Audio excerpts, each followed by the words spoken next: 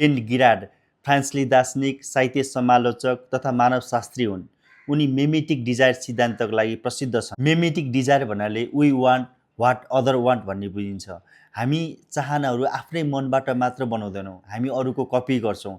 जस्तो मेरो साथीले मोबाइल किन्यो, मलाई पनि किन्न मन लाग्यो, हामीले मोडल्स अरूलाई बनाउँछौँ। धेरै मान्छेहरूको चाहना एकै प्रकृतिका हुन्छन्, जस्तै मोबाइल, बाइक, गाडी, नाम, घर, इज्जत, पैसा, सम्मान। यसैकै वरिपरि हामी घुमिरहेको हुन्छौँ, जसलाई अब्जेक्ट भनिन्छ।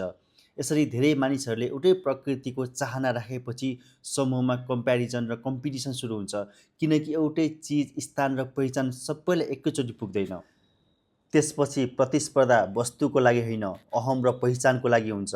सानो सानो कुरामा ठुलो झगडा बढ्न थाल्छ, भावना सत्यभन्दा अगाडि जान्छ, भित्री राजनीति बलियो हुन्छ, टिममा कामभन्दा अहम बढी चल्छ।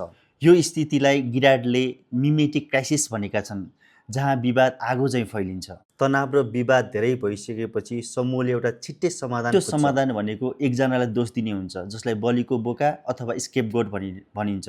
स्केपगोटको कथा उस्तै हुन्छ, हामी ठिक थियौँ, हामी असल थियौँ, त्यो एकजनाले गरेर बिग्रेको, दोषी त ऊ मात्रै, ऊ हटेपछि सब ठिक हुन्छ, व्यक्ति नै विष हो। र स्केपगोट राजनीतिले काम गरे जस्तो लाग्छ, किनकि समूहलाई घृणाले एक बनाउँछ। वास्तवमा सत्य पत्ता लगाएको होइन, तनावले निकास पाएको मात्र हो। स्केपगोट पछि केही समय शान्ति आएको जस्तो लाग्छ, तर त्यो शान्ति खतरनाक हुन्छ, किनकि रोग जिउको त्यों बाँकी रह्छ।